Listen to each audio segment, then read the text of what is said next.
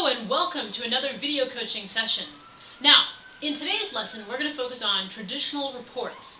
But before you can start reporting off of your project schedule, it's important that you set up your project schedule and you use it and you maintain the data that's in the project schedule, because your reports will only reflect the data that you have created in the schedule. So, traditional reports are a very powerful way to report back to upper management, and let's get started. So we're focusing on traditional reports.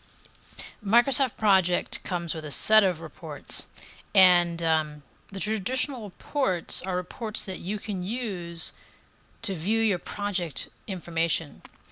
So to prepare and print the reports, basically Project organizes text reports into categories that are related to the same subject. So for example, all cost reports fall under cost category, and you can print all of these in Project by doing the following.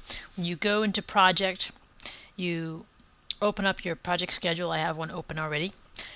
Go to the menu option Reports, and from here you see the option Reports at the bottom, and when you click on that, the Reports dialog box opens up. And this dialog box, basically, these are categories.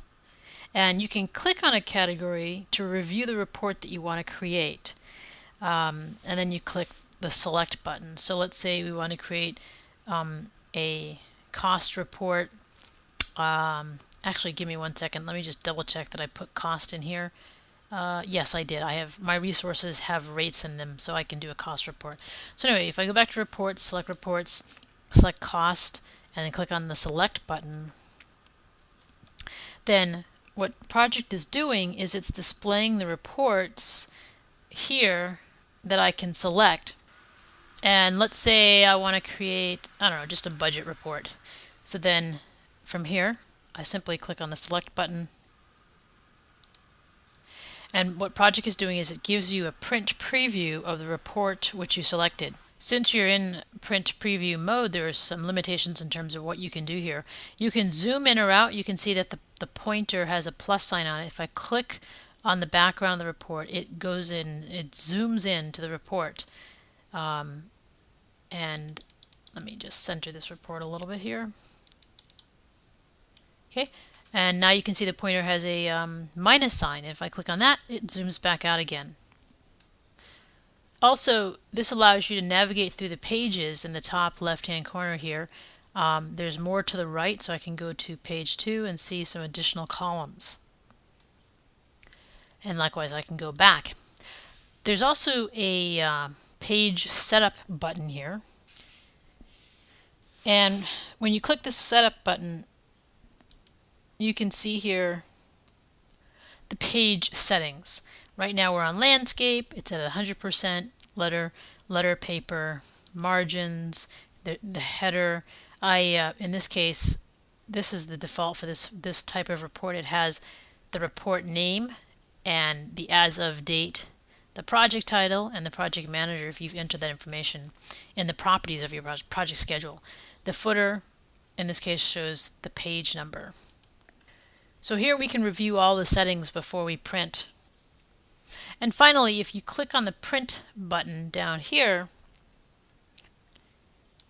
you can see that the traditional Windows print dialog box opens up, and the various functions that you can select, print from which page, etc., is available to you.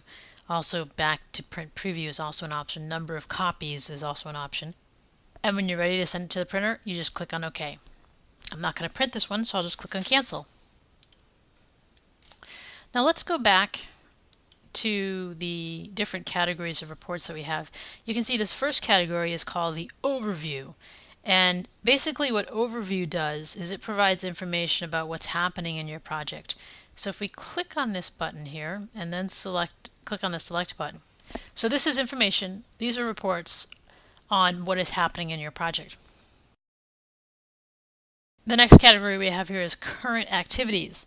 And current activities basically focus on the timing of your project. For example, the unstarted tasks lists the tasks that have not started. If I click on this, click on select, you'll see unstarted task, task starting soon, task in project. So current activities focus on the timing of your project. Okay, we close out of here, go back to cost category, click on select, and basically under the cost category, here you'll find our focus is on the cost associated with your project. So there's a budget report, there's the cash flow, over budgeted tasks, over budgeted resources, and earned value reports. And if we click on close and go back, then the next category we have here is assignments. If we click on select, and basically these assignment reports are where you'll find who is doing what, who's assigned what, who does what when. So who does what when, and there's a to-do list and over allocated resources. So these are the assignment reports that we get. Then next we have the workload category, and the workload category helps you focus on task and resource usage in your project schedule. So a task usage report, if we select that, kind of zoom in a little bit, it's hard to see, I know, but a task usage report shows tasks and resources that are assigned to each task.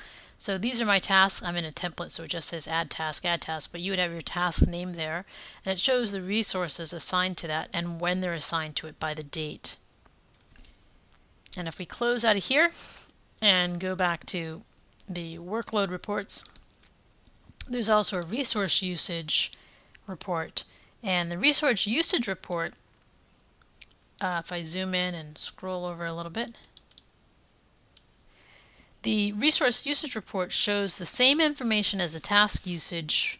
However, it focuses on resources since it's a resource list. So you see, instead of the task name and then all the resources under it, instead we see the resource and all the tasks that they're assigned. Okay. And if we close out of this, back to the category, report categories, the last category is the custom category. And if you click select, Microsoft Project has a number of custom reports that you can see here that come with project. And to view or print these, you would do the following. You would select the report that you want to print, and then you would click print or print preview. So let's say we wanted to print critical tasks. So from print preview, zooming in a little bit, this is showing us the critical tasks of the project, all listed right here. That's the print preview. Or if you can go print, you can do a setup to change how your report comes out in terms of how it's formatted. And again, as I said, there are a number of reports here that you can work with to reflect data from your project schedule. So let's close this and close this. Now, as you can imagine, there's probably the likelihood that you won't find a report that matches your needs exactly. However, the good news is you can change any of the reports that we described a few minutes ago, or you can create an entirely new report. So for example, you can select a different filter, or you can edit the definition to modify a report. Basically, you do the following. When you go to the menu option report and select reports, and then if you click on the custom category, click on select, and then you select the report that you want to print. Let's say we're going to modify the critical tasks report. So how we do that is you then select the edit button, and report opens up the task definition dialog box. And of course, what you see here really depends on the report that you selected. But you can create your own report by clicking on the new button. If I cancel out here and go back, I could create a new report by clicking on New.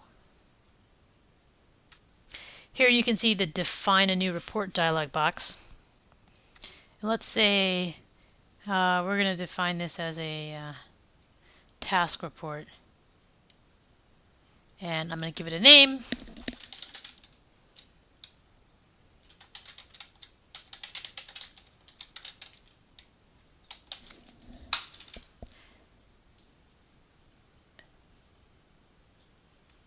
And then I'm going to click on OK. I'm not going to set any special information, any sorts or filters. I'm just going to accept the default information after giving it a title. Click on OK.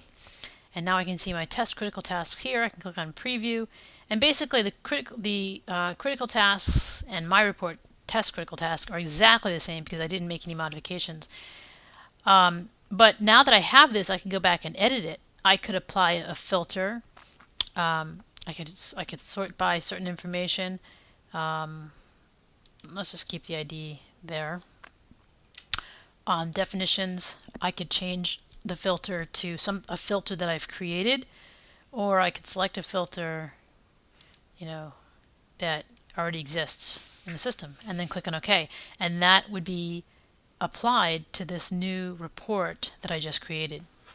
Okay, so these are traditional reports.